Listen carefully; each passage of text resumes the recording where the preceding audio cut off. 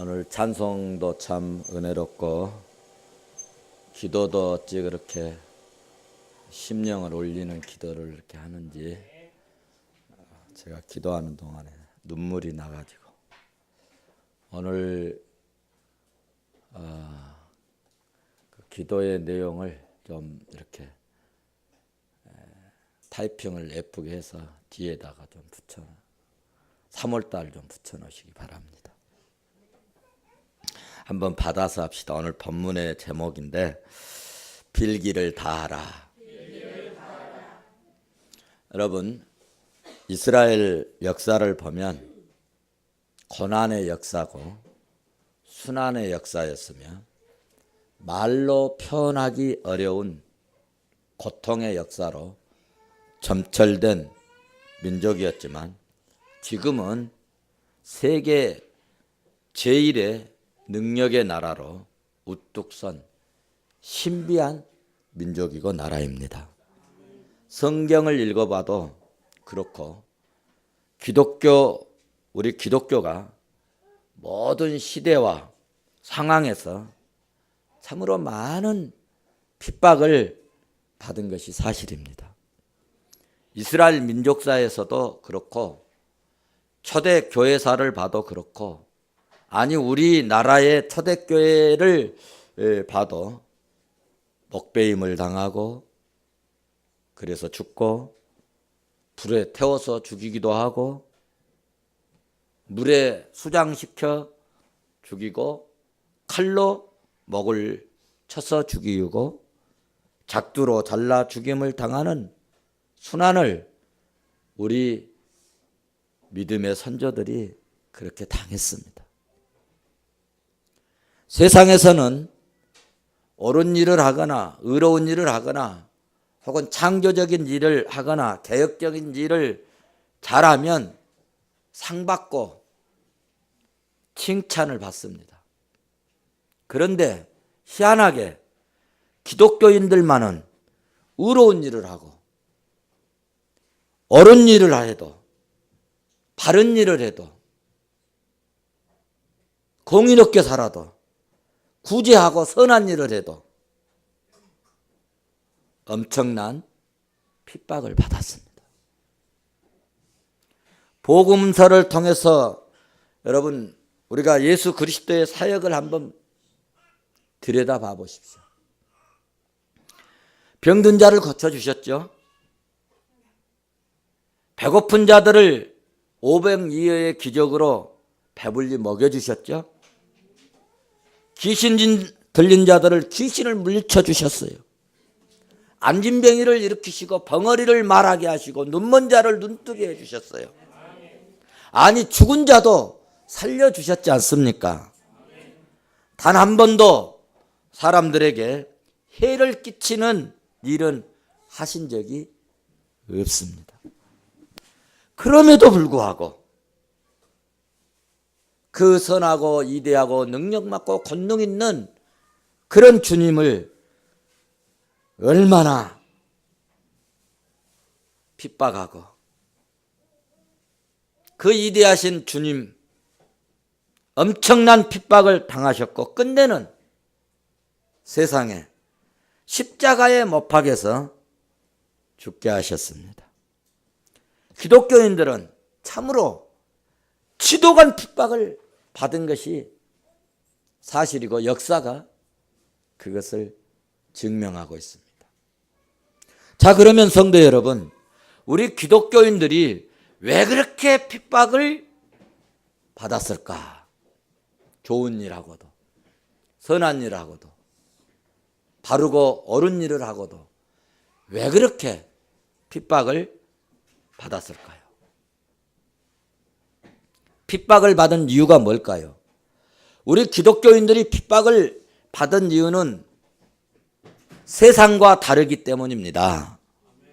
우리가 세상과 같고 우리의 삶의 방식이 세상과 같으면 핍박을 받을 이유가 하나도 없습니다.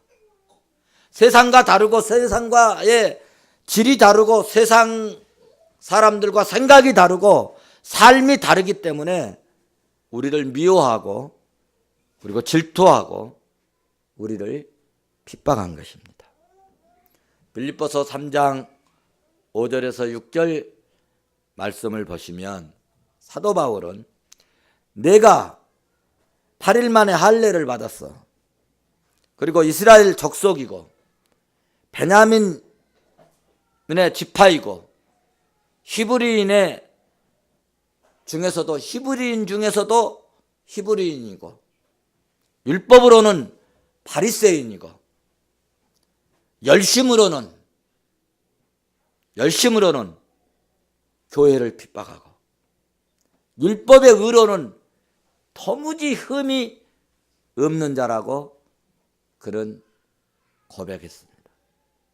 그런데 바울은 과거의 그 높은 학식, 학문, 배움, 혈통적으로 대단한 지위치 이런 대단한 것들을 다 버려버렸습니다. 그리고 빌립보서 3장 7절에서 보시면 내 주 예수 그리스도를 아는 것이 가장 거창한 지식이라고 그는 고백하였습니다. 왜? 무엇 때문에? 그렇게 이대하고 세상적으로 전혀 부정함이 없는 지체높은 바울이 세상 것, 세상 학문 그리고 가문의 그 놀라운 명예 권세를 그리고 세상적으로부터 얻은 그 당당한 권세들을 배설물처럼 버려버렸을까요? 그것은 예수 그리스도를 만나고 보는 눈이 달라졌기 까닭입니다. 삶의, 인생의, 마음의, 생각의 가치관이 달라졌기 때문입니다.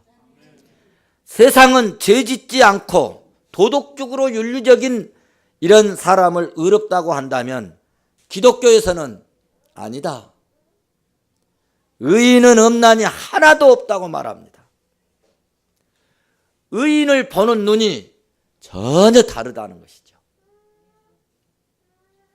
그래서 바울은 세상에 의인이 하나도 없기 때문에 이 세상에 사는 모든 인간은 죄로 말미암아 하나님 앞에서 심판받고 하나님 앞에서 형벌을 받고 하나님의 그 심판을 피할 수 없어서 우리는 마침내 망할 인생이고 그 하나님의 형벌을 피할 수 없는데, 그런데 하나님께서 인간을 구원하기 위해서 예수 그리스도를 이 땅에 보내주시고 십자가에 못 박아 제물이 되게 하셨는데 그 십자가에 달리신 예수 그리스도를 믿는 자들은 구원을 받는다는 것입니다.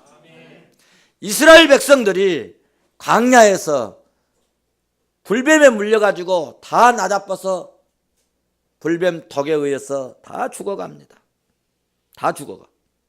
다 죽어갈 때 모세가 장대에 놋뱀을 달고 그것을 쳐다보게 할 때 그 놋뱀을 쳐다보면 구원받아 희한하게 살아난 것처럼 이 땅에 사는 인간은 구원받는 유일한 방법은 오직 예수 그리스도를 믿는 것 외에 결코 없다. 사람이 사는 것은 율법의 온전한 행위가 아니라 사람이 의롭게 되는 것은 율법의 행위로 난 것이 아니고 오직 예수 그리스도를 믿는 믿음으로 말미암는 것이다. 이것을 바울이 깨우친 것입니다. 이것이 갈라디아에서 바울 사도가 강조한 말씀의 핵심입니다. 이렇게 말하기 때문에 세상이 예수 믿는 우리를 미워하고 핍박을 합니다. 그러므로 성도 여러분, 우리는 세상과 화평하려고 세상과 타협하려고 하면 그것은 가짜 복음입니다. 아무 신이나 믿고 바르고 그리고 구제하고 선하게 살아도 구원받는다고 말한다면, 그것을 이야기하면 우리 다 같이 화목하게 화평하게 잘 지내자고 한다면 우리는 아니 저는 단호히 저 혼자서라도 거절할 것입니다. 사랑하는 성도 여러분, 예수 그리스도 외에 다른 은은 없고요. 예수 그리스도 외에 구원 얻는 길이 없습니다. 이것이 여러분 복음입니다. 이것이 제 주장이 아니고 제 말이 아니고 성경의 말씀입니다. 사도행전 4장 12절 말씀에서 다른 이로서는 구원받을 수 없나니 천하 사람 중에 구원받을 만한 다른 이름을 우리에게 주신 일이 없느니라. 이 복음은 베드로 사도가 생명을 걸고 애친 복음입니다. 우리처럼 이렇게 편한 시대에, 편한 형편에, 편한 환경에 증거한 것이 아니라 당시에 예수 옛자만 나와도 잡아가고 가두고 화형시키고 죽이고 하는 그런 시대에 무슨 소리 하고 있느냐? 구원받는 길은 오직 예수 그리스도 이름 외에 다른 이름을 우리에게 주신 일이 없다. 나는 오직 예수 그리스도, 부활하신 예수 그리스도, 그 구원의 주 예수 그리스도를 믿겠노라 얘기한 것입니다. 사랑하는 성도 여러분, 이 말씀을 믿습니까? 우리가 이 말씀을 믿는다면, 그러면 우리도 이 복음을 증거하는 일에 좀 열심을 내야 되지 않겠습니까? 여러분, 영적으로 강하기를 원하십니까? 내가 능력 있고 좀 더 영성 있는 그리스도인이 되기를 원하십니까? 그러시면 여러분, 전도하십시오. 복음을 이야기하고요, 복음을 전하시고요, 예수 그리스도를 얘기하면 희한하게 나도 몰래 능력 혹은 입술의 권세가 나도 몰래 나타납니다. 제가 30여 년 동안 목회를 하면서 체험한 결과는, 제가 언제 가장 영성이 뛰어나고 그리고 능력 있는 그런 흔히 말하는 영빨이 언제 강하냐 할 때에 복음을 증거할 때, 특별히 부흥회를 인도하거나 어떤 큰 대회에서 말씀을 증거할 때 보면은 희한하게 그런 담대함이 어디서 나에게 나오는지 희한한 그런 은혜를 체험하게 됩니다. 복음을 증거할 때 보면 정말 하나님의 은혜와 능력을 체험하게 되고 성령의 역사가 정말 강하게 나타나게 되는 것을 저도 깜짝깜짝 놀랄 때가 많습니다. 지난주에도 순천에서 집회를 하면서 말씀을 증거하는데 얼마나 성령이 뜨겁게 역사하시는지. 그 교회는요, 부흥 집회를 한번 잘못해가지고 교회가 약 400명 모이는 교회가 둘로 딱 나눠져 버렸어요. 그러니 장로님이나 또 중직들이, 성도들이 부흥 집회하면 머리를 흔들어 버리는. 그래서 7, 8년 동안 그 목사님이 부임해가지고 부흥 집회를 한번 하고 싶은데, 부흥 집회 숫자만 내면 목사님 말씀으로도 감사합니다, 목사님 말씀이 최고입니다. 부흥 집회 말도 꺼내지도 못했다는 거예요. 그런데 이 담임 목사님이 이제 저를 한번 초청하고 싶어 하는데 어떻게 초청을 할까? 기도를 엄청 했대요. 12월부터 기도를 했어요. 12월부터. 작년 12월부터. 그런데 12월 달에도 그게 해결이 안 되고 1월 달에도 해결이 안 되고 2월 달에 그래서 2월에 부름 받은 것입니다. 그런데 이제 그런 얘기를 안 하면 부담 없이 그냥 말씀을 증거할 텐데 가기 전에 말이죠. 그 친구 목사님에게 우리 교회가 이런 형편인데 최석우 목사님 강사로 모셨는데 이게 어떻게 될지 정말 이게 걱정스럽고 또 기대도 되고 그런다. 그러니까 뭐 말씀을 드려도 아시겠죠. 고재훈 목사님하고 친구분이신데 그래 고재훈 목사님이 그랬대요. 고재훈 목사님이 걱정하지 마세요. 최석우 목사가 그래도 고재훈 목사님 말씀 빌리면 청와대 다니면서 설교하고 높은 놈들 다 가르치니까 걱정할 것 없어. 기대해. 그랬다는 거예요. 그러면서 그랬다고 저한테 가기 전에 이제 직전에 전화를 해주는 거예요. 그러니까 부담이 되겠어요, 안 되겠어요? 도대체 무슨 말씀을 증거해야 그분들의 마음을 녹이고 또 은혜를 받았다고 할 수 있을까? 그래 갔는데 부흥 집회를 하는데 헌금 한 분도 없어요. 뭐 장로님도 목사님 자체도 뭐 어떤 분도 헌금을 안 해요. 왜 이렇게 헌금도 안 할까? 부흥 집회 하는데 혹시라도 시험 들까 봐 얼마나 그 마음의 상처가 컸는지 혹시라도 그런 문제라도 시험 드는 분이 있을까 봐 아예 이번에는 헌금 일체 하지 말라는 거예요. 헌금해도 돌려보내버린다. 그러니까 진짜 헌금 누가 한 분 하시지 않았어요. 그래서 제가 얼마나 편한지 몰라요. 또 그런 부담도 갖잖아요. 그래서 정말 기도하면서 언고도 준비해 갔지만은 그냥 언고와 관계없이 집회를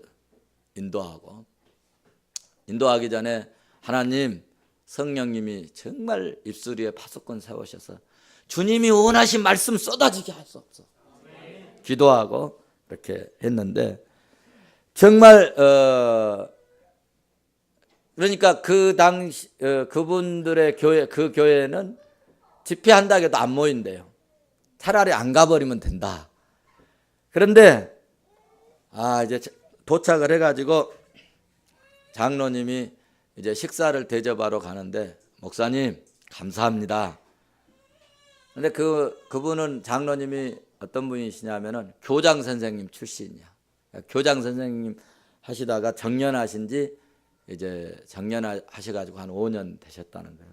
그러니까 교장 선생님이니까 얼마나 지도하고 교육하고 이런데 아주 뭐 보통이 아니시잖아요. 판단하고 분석하고 그런데 이제 교회가 그 부흥회로 인해서 시험을 들었기 때문에 도대체 오시는 강사님이 어떤 분일까? 담임 목사님이 뭐 말씀을 많이 해도 이분은 강사비도 안 드려도 됩니다. 이분은 뭐 해도 안 드려도 됩니다. 이분은 편하게 그냥 해도 됩니다. 해도 이 걱정스러우니까 장로님들이 모여가지고 인터넷으로 저를 검색해 봤대요.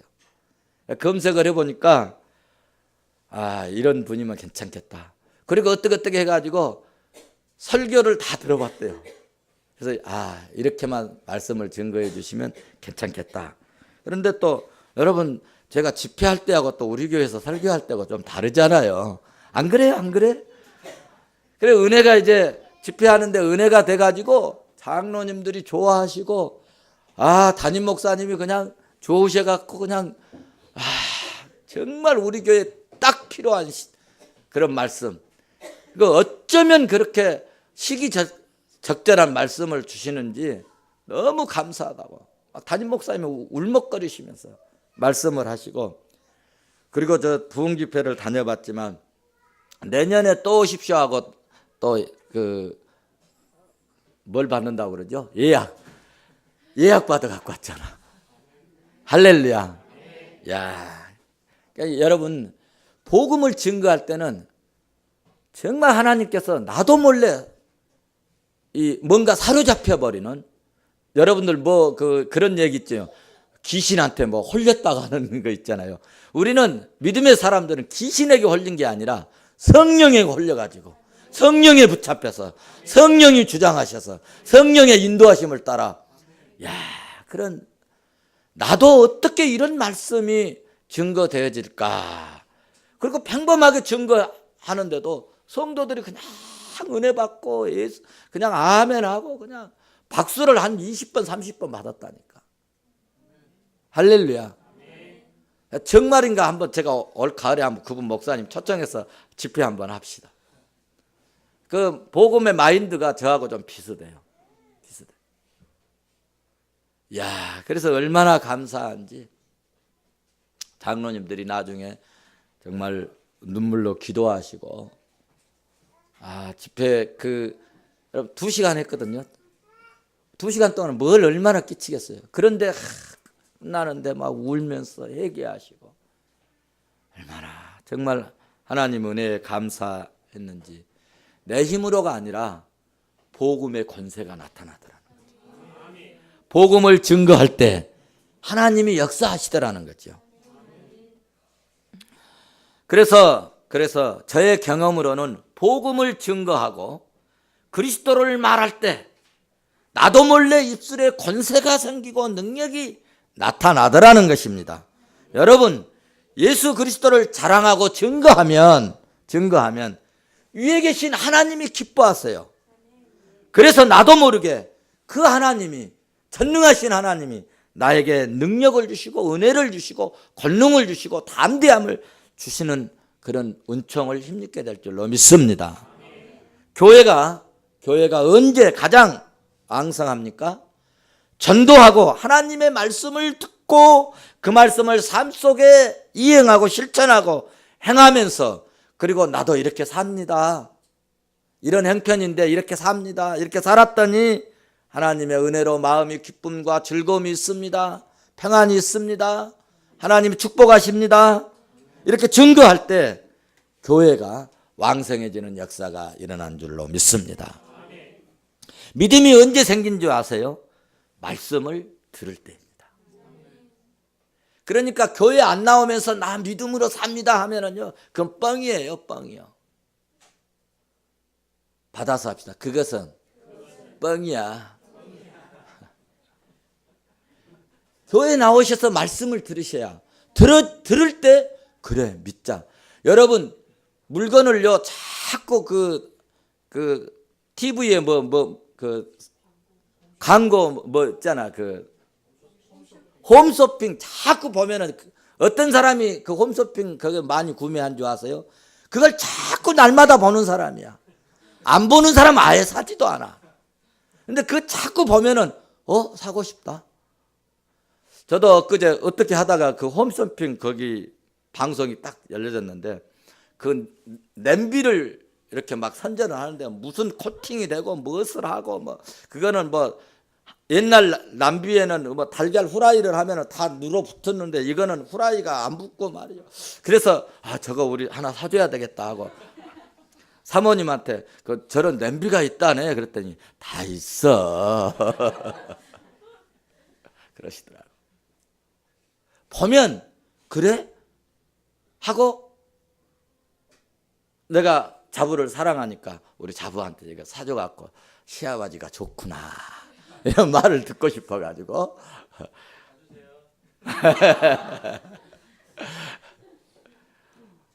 보면 들으면 여러분 내 마음속에 믿음이 특별히 복음을 들을 때는 이런 역사가 더 일어납니다. 왜? 성령이 역사하시기 때문에 그렇습니다. 그러므로 로마서 10장 17절은 말씀합니다. 그러므로 믿음은 들음에서 나며 들음은 그리스도의 말씀으로 인합니다. 사랑하는 성도 여러분, 그런데 우리가 기억할 것은 복음을 증거하다 보면 오늘 핍박을 당할 수 있고 무시를 당할 수 있습니다. 그러나 중요한 것은 마지막은 하나님께서 별같이 빛나는 인생으로 만들어 주시겠다는 거예요. 할렐루야. 예수 그리스도 때문에, 복음 때문에, 믿음 때문에 여러분 어려움을 당하고 핍박을 당할 때 우리에게 참 좋은 무기가 있습니다. 오늘 그것을 말씀드리고 말씀을 맺도록 하겠습니다. 복음을 증거할 때 때로는 두려움이 있고 때로는 어떤 위압감을 느낄 때가 있어요.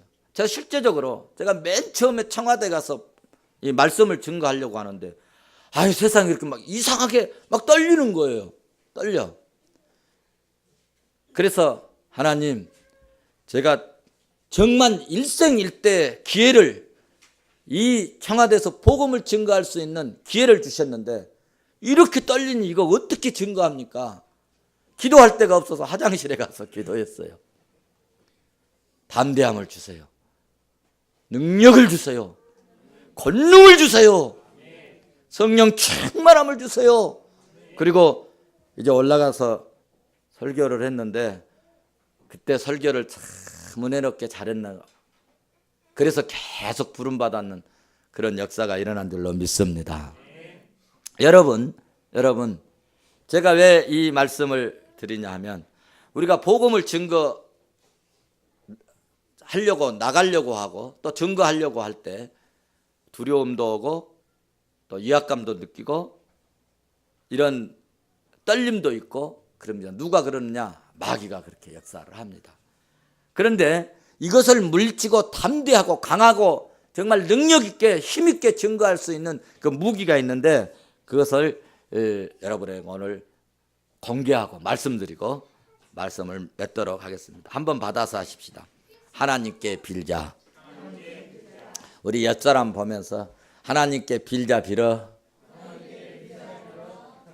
네. 오늘 본문, 이거 제 말이 아니고 오늘 본문 31절 말씀을 보십시오. 빌기를 다하매 모인 것이 진동하더니 우리가 다 성령의 충만함을 힘입어서 담대히 하나님의 말씀을 전하니라. 아멘. 여기서 빌기를 다했다는 것은 그들이 충분히 기도했다는 그런 이야기입니다. 충분히 기도한 응답의 결과는 무엇입니까? 세 가지로 나타났습니다. 첫째, 모인 곳에 진동이 일어났다는 것입니다. 이것은 외적인 현상으로 지진이 일어나는데 이런 현상은 하나님의 임재에 하신 그런 결과, 임재하신 증거요, 기도 응답된 증거인 줄로 믿습니다. 열왕기상 19장에서도 보면은 어땠습니까? 기도할 때 충분히 기도를 다했을 때 하늘에서 뭐가 내려왔어요? 불이 내려왔어요.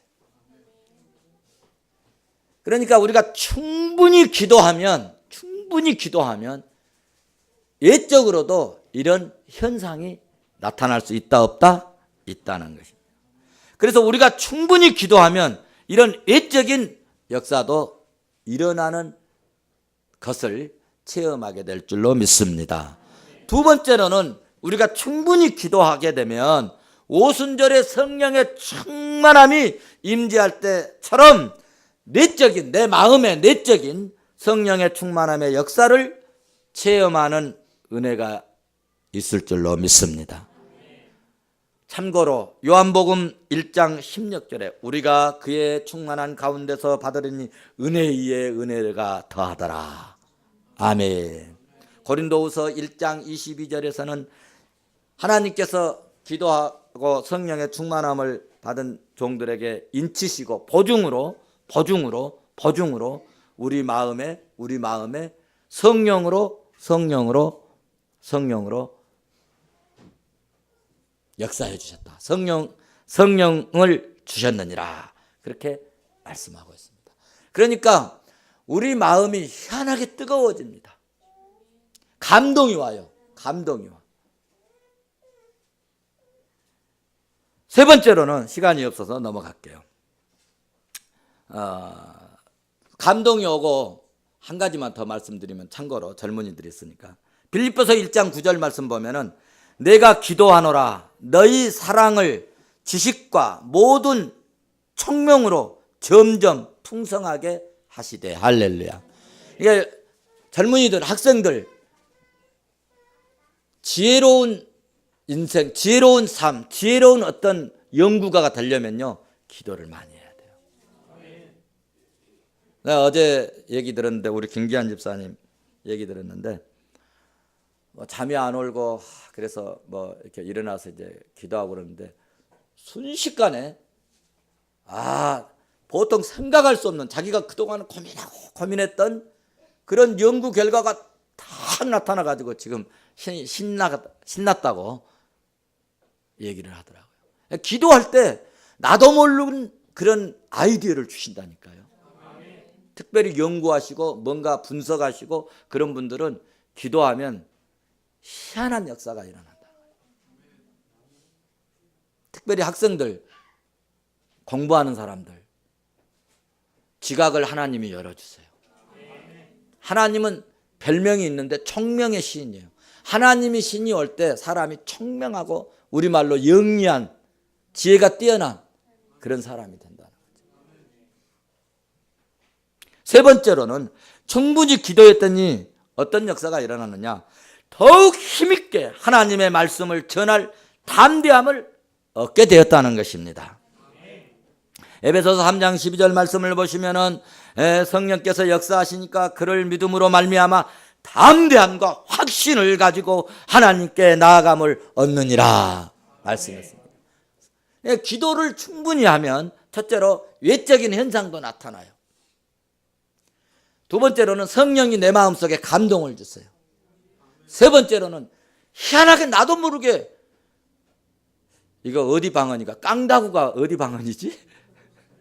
깡다구가 생기는 거예요. 깡다구가. 그래서 평소에는 대들지도 못했던 사람이 당신 왜 그랬어요? 대들 수도 있고. 우리 부흥 강사님이 한 번도 지난번에 성기를 안 했다 하는데, 예수님도 성기를 낼 때 있거든요. 불의에 대해서는 성기를 내야 돼요. 불의를 보고도 괜찮아 그렇게 하면 안 돼요. 그때는 믿음에 뭐가 있어야 돼요? 깡다구가 있어야 돼요. 아셨죠?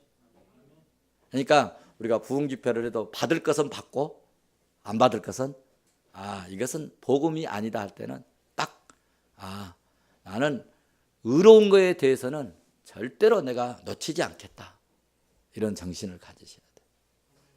할렐루야. 네. 그래서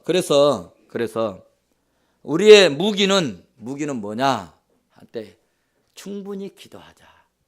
충분히 기도하자. 사랑하는 성도 여러분, 복음을 증거할 때 하나님이 은혜를 주십니다. 첫째로 복음을 증거할 때 지혜를 주시고 담대함을 주십니다. 그러므로 우리가 복음을 증거하면 능력을 힘입게 되고, 하나님이 함께 하심을 힘입게 되고, 하나님이 역사하심을 힘입게 되고, 하나님의 성령의 충만함을 힘입게 되는 은혜를 우리가 체험하게 될 줄로 믿습니다.